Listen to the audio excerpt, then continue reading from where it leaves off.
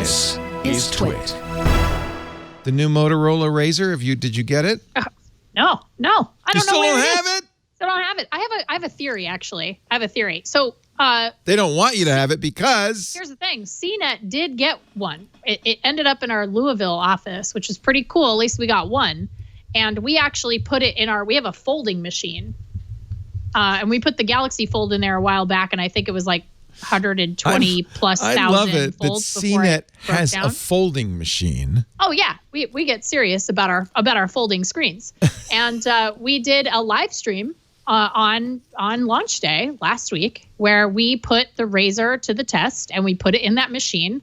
And to be fair, it is not a machine that is calibrated in the same way. Like, I'm curious as to what Motorola's process is. They did tweet at us and they're like, this is not calibrated the same way we test our phones and all that stuff. What? But the thing is humans are not calibrated machines. You're going to open it kind of weird anyway. So, but it is a very good folding machine. And so it made it about 27,000 cycles. And then they said, we got to stop.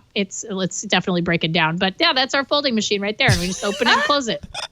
We do a big live stream. It just goes until we feel it's not going to work anymore. 27,000 folds. That's a lot. It's a lot. But it's not 120,000. I mean, the Galaxy Fold did, I think it was 124,000 folds. Well, if you're going to open and close it 10, 20 times a day. Right. So, it's... And we're not perfectly calibrated machines. So I argue that this is like it's a reasonable test. Like I said, it's not factory quality calibration, but, we do this cool, we do this thing. It's like 4 hours long, so skip toward the end. But they did get one, and that's Lexi Savitas. Yep. She's checking out the devices, showing off the old one, but there it is. We got the timer, we got the whole thing. We got the whole thing going, and that's in real. I think that's in real time. This is in real time, yeah. It's just fast. Yeah, we have it fold very quickly. 27,000. That is pretty quick. That is really quick. For anyone who's listening just to the audio, there's something very zen about watching this folding machine. Let me turn on the audio. It's very weird. Can you turn up my audio? Can you hear it? It looks a little bit like a robot learning how to applaud. Like to clap. Yeah. Close your eyes. Like it sounds like a spanking machine to me. I'm sorry. You might ask. It's like a robot clap machine. Leo, how do you know what a spanking machine sounds like? No one asked. I just want to say that when I was at Yale, there was a secret society. Well, I'll stop there. That is hysterical. So at 27,000... It just, what happened? It just, I think they pulled it out of the machine because they were, started to smoke. I was going to say, we don't make it go until it's about like the batteries in danger or anything like that because we don't want to put anybody like in actual harm's way.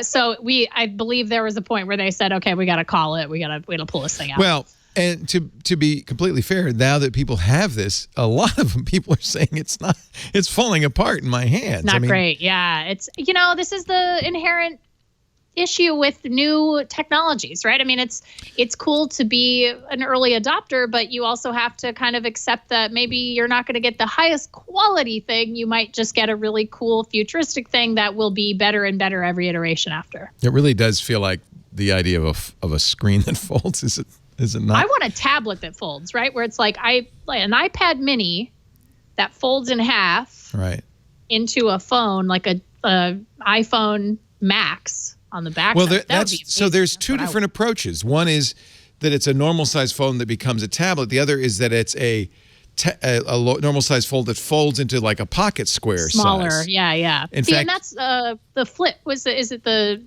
Flip? I think. And there's a rumor. It looks like a little compact. It's real cute. Tuesday, Samsung's going to have an event in San Francisco. Yeah, I saw that's the rumor. There's a rumor they're going to do that, and I think Huawei has one. That we've seen leaked video of. Mm-hmm. But Samsung, it folds into a little. It looks like a little makeup compact. Like that's the rumor. It's going to be a little tiny. That's square. An interesting question. Would you rather have a regular size phone that folds out to a tablet size?